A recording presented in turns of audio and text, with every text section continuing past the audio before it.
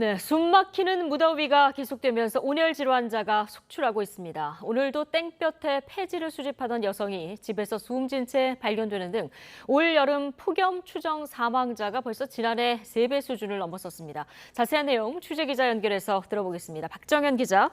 네, 사회부입니다. 네, 자 오늘도 전국 대부분 지역에 폭염 경보가 내려져 있는 상황인데요. 자, 온열 질환 피해자가 지난해보다 많이 늘고 있군요.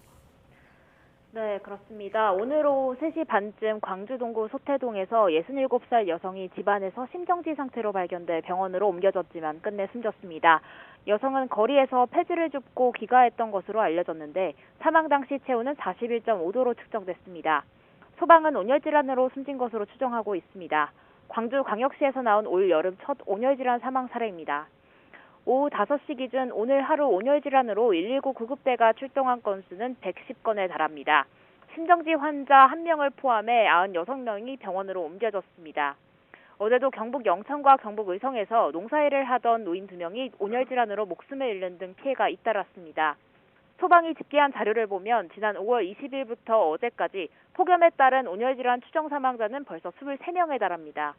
지난해 같은 기간 사망자 7명보다 무려 3배 이상 늘었습니다. 장마 뒤 그야말로 살인적인 무더위가 계속되면서 온열 질환자도 무섭게 늘고 있는 겁니다. 전 세계 청소년들의 축제인 세계 스카우트 잼버리 대회가 열리고 있는 전북 부안군 새만금 야영지에서도 온열 질환자가 계속 나오고 있습니다. 수경이 시작된 지난달 29일부터 지금까지 모두 72명이 온열 질환으로 이송 치료를 받은 것으로 집계됐습니다. 개막 첫날인 어제는 참가자 400명가량이 온열질환 증상을 호소해 현장에 있는 의료시설에 다녀가기도 했습니다. 가축들도 폭염에 시달리고 있습니다.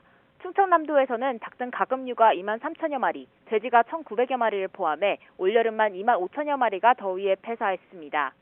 전남에서도 지난 6월 17일 이후 어제까지 7개 농가에서 닭 1,400마리와 돼지 22마리가 폐사하기도 했습니다. 이처럼 더위로 인한 피해가 잇따르면서 정부도 어제부터 중앙재난안전대책본부 1단계를 가동하고 있습니다. 폭염 위기경보 수준도 4년 만에 가장 높은 심각 단계로 올렸습니다. 내일도 대부분 지역이 최고 기온이 30도가 넘는 등 혹독한 무더위가 이어질 것으로 보입니다.